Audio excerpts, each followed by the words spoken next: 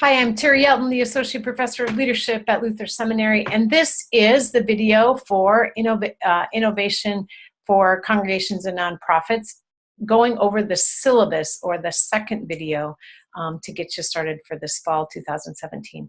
What we're going to do is, if you don't have the syllabus, please get it and pull it up. I'm going to join you by putting mine up so we can actually look at it together and walk through it and answer hopefully as many of your questions as we can. So this is a brand new course at Luther, and it is for those of you that are in the MA with this concentration. It is the capstone, or no, sorry, it's the anchor course for that new MA in Innovation in Leadership.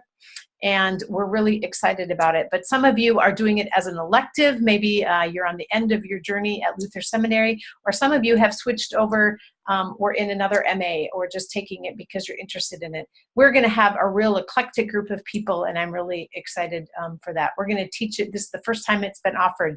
So we're going to be the first ones to explore this. We're going to meet every Monday night from 6 to 9 p.m. Central Time.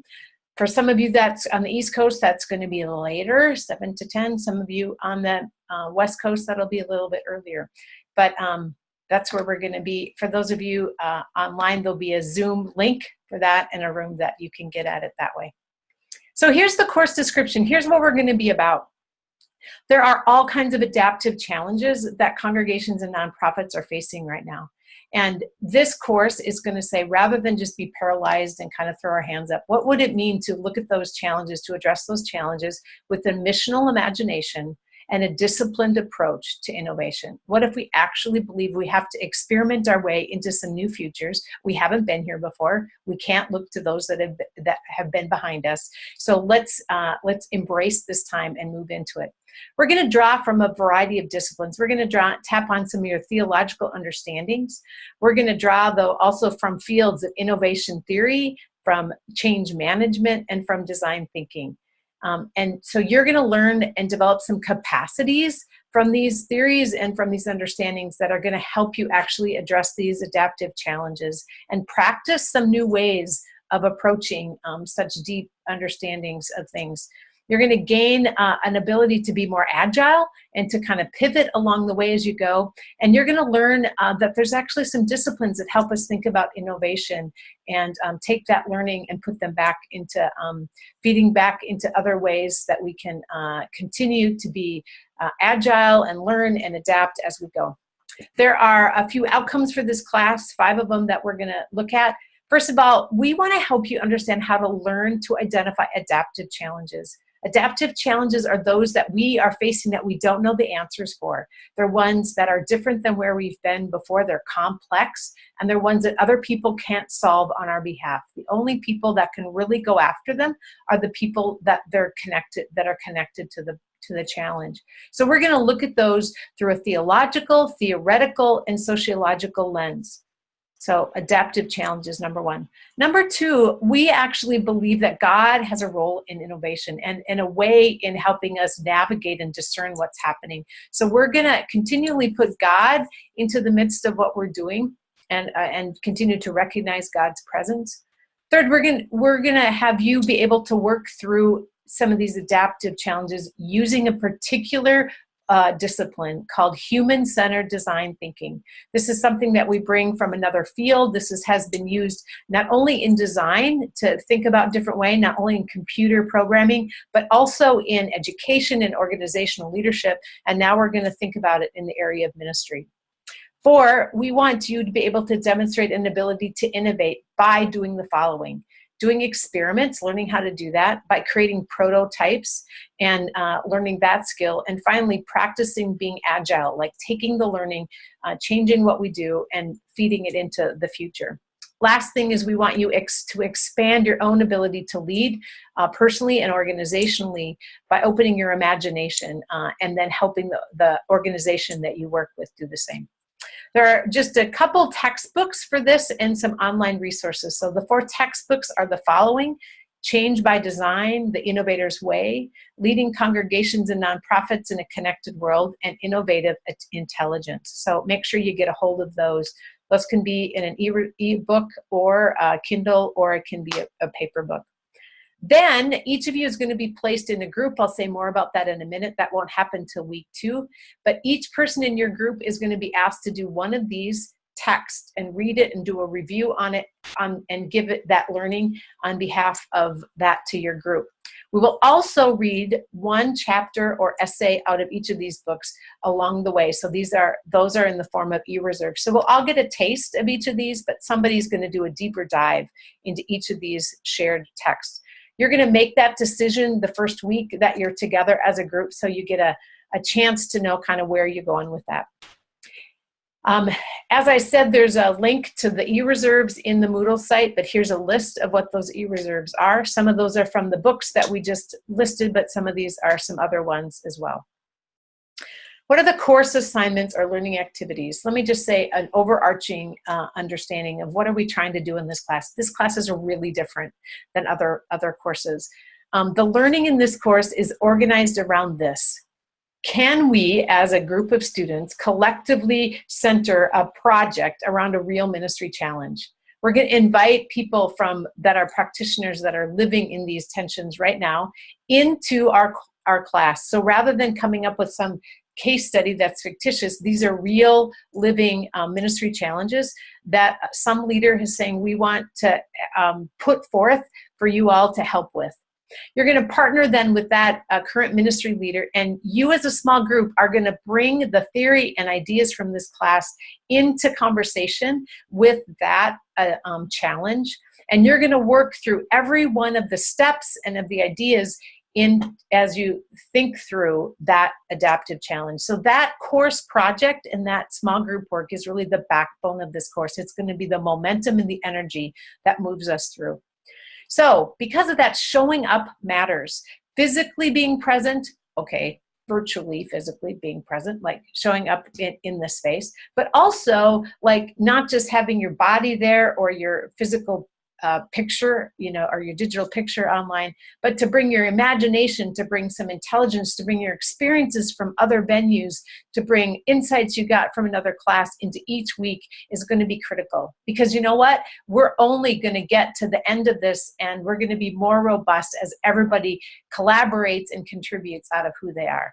We have a really diverse class. We've got people from around the world. We've got people of different ages and coming from different backgrounds. That is going to be to our benefit if we all show up and contribute that. So we're going to value the learning that takes place, not only as you read personally or as you gain insights for who you are as a leader, but as we integrate those into working with this real ministry challenge, and as we reflect on our own experience and learn from the other students. So we're going to ask you a couple times to do some reflective papers where you can stop and say, what am I learning? How am I feeling? What new insights do I have about innovation at this point in the class? So that's the overarching understanding of our learning process. And here's how we're going to look to assess it for your grade. Showing up matters, hence 25% of your grade comes from showing up. You will be docked 2 points if you aren't there, and so an unexcused absence. An excused absence is if you let me know ahead of time and you write a one-page reflection on the readings for that time, okay? That's an excused absence, and you will get your 2 points you won't get docked. But if you don't do that, you will get docked 2 points for each. And you need to show up to the majority of the classes because it's your classmates need you. So 25% of the time is for that. This course project, this overview of this innovation project, I'm going to go through in just a minute, but I'm going to come back to that after I talk about the reflection papers. So one of the way that you're going to capture your own kind of understanding of innovation over the course of this semester is to write 3 reflection papers. The first one is what you're doing in week 1. Read and where are you as you enter this class. So one-page paper on the readings of this for week 1 and answering these 3 questions. How do you understand innovation? What are the key elements? And why is it necessary for organizations today? Post that by 6 p.m. on the 11th of September, and by the next week, the 18th, read at least 3 other students and come ready to discuss it on the 18th. The second one is about a month later, the 9th of October, and you're going to address thinking around the design thinking process. We'll have just started, we'll be just getting into it at that point. So a one-page reflection paper on this. What are you learning about and experiencing from engaging in the design thinking process? What are you learning and experiencing as you engage in this process? Again, post that by Monday on the 9th, and I will give feedback to that. And the third one is almost a month later, in November 13th, where you say, revisit your understanding of innovation from week 1 and your own leadership. And based on the readings in this class and your own experience in your group, this 2-page paper answers these questions. What insights have you gained about innovation? And what are you learning about your own ability to lead innovation? Okay, that should be posted by 6 p.m. on November 13th. Each of these is worth 5 points, and it'll be 15% of your grade. Remember I said you had a book review to do? That's the other 10% here. A 3 to 4 page book review. Those are double spaced using the templates of papers in the library site in my LutherNet. They give you templates for that. I want you to do the following. Who's the author of this book? Where do they come from? Are they an educator? Are they a researcher? Are they a practitioner? Have they written other books? What's the background of the author? Second, what are the key points of the book? Give us an overarching, here's the point, the main point, here are the subpoints of it, here's the argument they're trying to make. And then third, what takeaways from this resource, this book, are going to help you in your particular course project? So if you're trying to figure out how new students we should get new students for admissions for Luther Seminary, are there some insights from this book that will help you address that problem? Now you're going to post those book reviews in your folder for your group so that you can just see the other 4 ones for your group and have access to them. Those should be posted by 6 p.m. on the 6th of November. So those are the pieces for there. So you see the breakdown. Participation is 25%. Reflection papers are 15%. Course book review is 10%. And 50% is this course project. So now let's go back and look at the course project.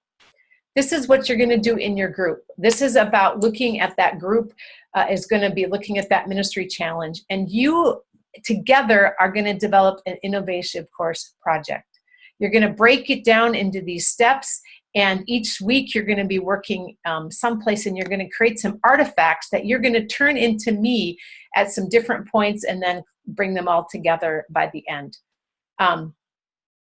In the syllabus, you'll see the blue links. There are all kinds of resources if you click on those hyperlinks to different resources and worksheets and videos and things that can help you better understand how to do that section. So I encourage you to look at those as you go. But one of the key ones is the D School you see here at Harvard. A lot of the things that we're working on start with, they've done this for the longest time, and we're really working with some of their best thinking on this. They've worked with educators, they've worked in a lot of different fields, but they have a lot of great resources, so that's one place to start. So each of the steps of this process look like this, and again, this is 50% of your grade, so each of these is a part of that 50%.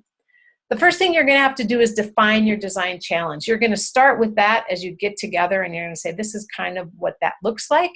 But this is a really critical step, because refining and getting as much clarity on this challenge as possible is going to help you further on. So you're going to start with that. What is that challenge that we're trying to address, and what's the audience we're going to address? So let me just use an example. Let's say the challenge was getting people to learn about the Bible, right? That's the adaptive challenge that we're trying to learn. But if we were going to say, what does that look like for third graders, or what does that look like for senior adults? That audience really makes a difference in how we might go about that challenge. So knowing both the challenge of what we're trying to address and the audience is critical. So this artifact gets developed into what's called an actionable problem statement or point of view. POV. And those links give more description, and it's kind of like a little worksheet that you can do that helps you think in as much detail as possible how to define that challenge, and including what are the restraints that you have with regard to that. This statement will then inform both your research step, but also further on as you go. So this is a really critical stage. So you'll start with that, and then you'll move into research. This is the stage where you're listening. You're actually asking people, the potential users, more about this challenge and what they see as the issues that are going on.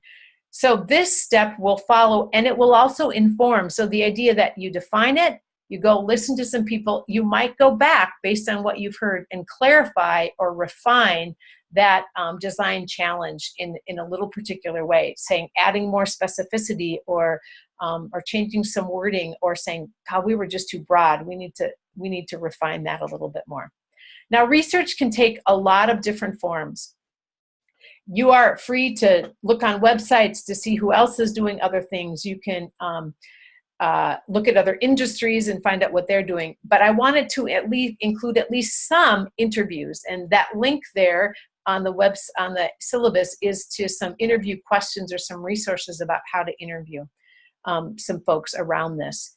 So this step, the artifact you developed, is getting that research and putting it together in a collective place. Maybe it's a Google Doc, maybe it's some other format that you're going to come together with. But the first artifact is the refined point of view or actionable problem statement.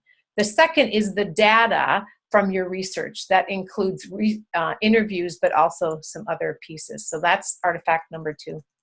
Number 3, once you have done those 2 steps back and forth, you've got it refined, you've got some research done. Now it's brainstorming time. It's the time to generate ideas based on this particular design challenge. And this concept, the day we do this in class, will be super fun. We're going to be very interactive and play with this together. So this artifact includes 2 things, both the process that your group used to ideate, to generate as many ideas as possible, and the concepts that your group came up with. Like, it might be really important for 3rd graders that want to learn about the Bible to have it accessible 24/7, or not just in a physical location, right? That might be a concept that you come up with. Remember that your goal is not to come up with the coolest idea or the concept. Your goal is to serve a real need. I'm going to say that again. Your goal is not to come up with the coolest concept, but is to serve a real need. So understanding that serving this concept, this thing, is what is so critical in this one. So that's the second part, both process and then the ideas that you came up with. 4, now you're going to move to prototype. And prototyping is, how do you take the best ideas from your ideation and you start making them into kind of a way to start practicing or living into them and testing them. Prototypes can take many forms. You can build like a temporary section, a temporary format of this, or test a way of it in a focus group or something like that. But it could also be something on paper where you're drawing it out and walking people through a process. That's really up to you what that looks like, okay? But because these prototypes might take many forms, I'm asking this artifact to be a video. And so that video could be a focus group behind you and somebody's here narrating, this is where we are, this is what we're doing, you show some examples or whatever. But it also could be you walking through the process on paper. You might do more than one prototype. You might do a first one, get a little quick, test it, come back, refine the prototype a little bit, and then really roll it out and test it deeper. So it could have more than one prototype on that video. But this one, the video, is the 4th artifact that you have to provide. Testing and rolling out. So now you have a prototype, right? Now you want to see how this goes. So you've got this app that you're going to do with 3rd graders on studying the Bible that's available 24/7, okay? Now you're going to go out to test it with 5 different types of 4th graders or 3rd graders. So those are your stakeholders, and you're going to generate some feedback. This is a place where you want to really listen deeply. You're not giving your opinion. You just want to see, how does it work? Where are the problem areas? What do we need to develop further? Where are the obstacles, or what are the things getting in the way? So stakeholders getting feedback, and then having them in a format that you can roll them back in. So this artifact should include two parts. Part one is, who did you test it with? Why did you say that they were a key stakeholder? How did you collect feedback, and what feedback did you get? That's part one, just real basics. Part two is, what did you learn from testing? Is it too hard? Is it too easy? Did it hit the mark? Did it not hit the mark? So that's all in the number 5.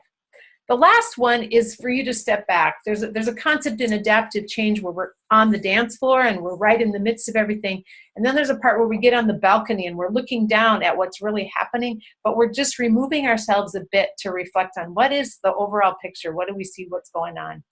This is the part where you're stepping back and you're saying, what did we learn by doing this? So the final artifact is you as a group stepping back and assessing, what did we learn about innovation based on this project in this course. So this should include a couple things. One thing the group did well. Hey, we really collaborated, or we really utilized our technology well, or whatever.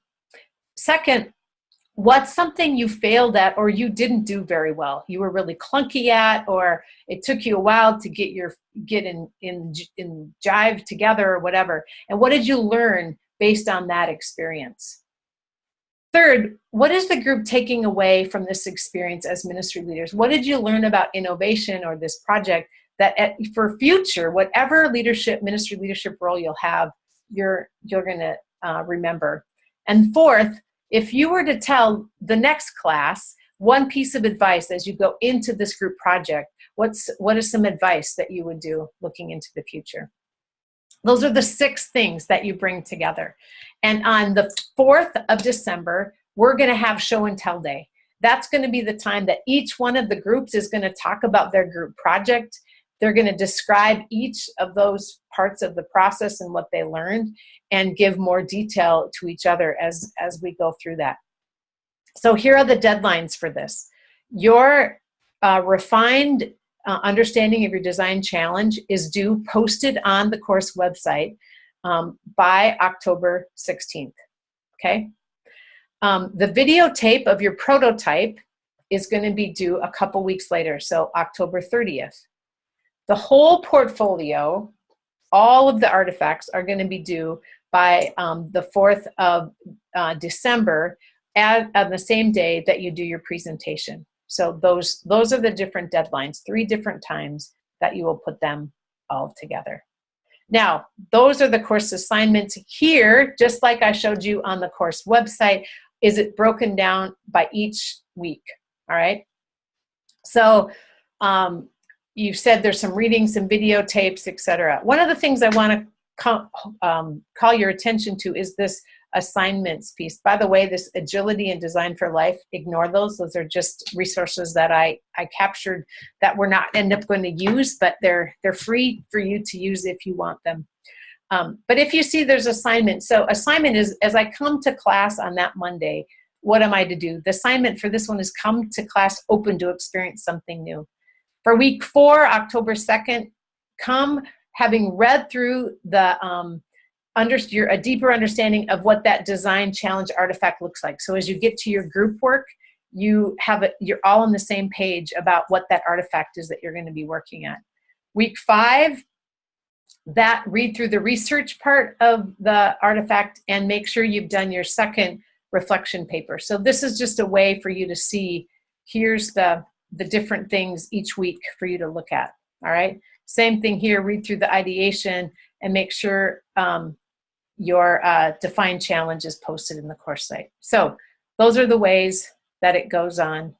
As you can see, some weeks there's more video or more link stuff than there is from the books, but hopefully these resources will help you and give you, so like here, these resources here for execution and testing, these are just for you to help think about the work that you have to do here, which is testing prototypes for that week. On this particular week, week 8, I want you to bring your prototype of your group to the class, because what we're going to do is we're going to practice using those together and learning from each other. In the next one, your book review is due week 9. Week 10 is your third reflection paper. Week 11, just come ready to reflect on your group experience so you can do that final part of the artifact on your group learning. And then the 4th of December is when we present to the class. And then our last class is basically we're going to come and we're going to share what did we learn. So we're going to just put that in conversation, what now, and go from there. Overall, this is a really different class. And so if you aren't quite getting your head around it right first, eat one bite at a time. So understand kind of where to get started, find your way through the different resources online, start reading, write that first reflection paper. And then as we get to week 2 and week 3 and week 4, and you meet with your group and you start learning about these design challenges, I think the momentum will build and it will get pretty exciting. I think this is going to be amazing. By the end of the semester, we're going to have 7 different adaptive challenges that we've addressed. We're going to have people gathering in small groups from literally around the country and with voices and insight from people from around the world. And I have to believe that God is going to show up and open up our minds and open up our thinking in ways that literally we haven't even thought of yet in September.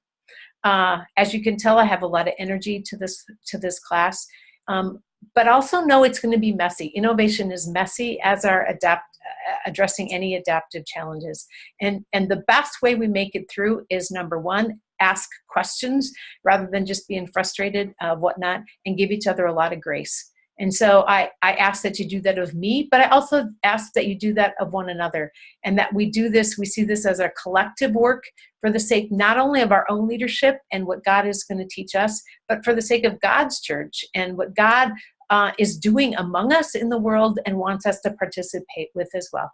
So thanks for watching this video. I look forward to being with you on the 18th, and email me if you have any questions. Thanks.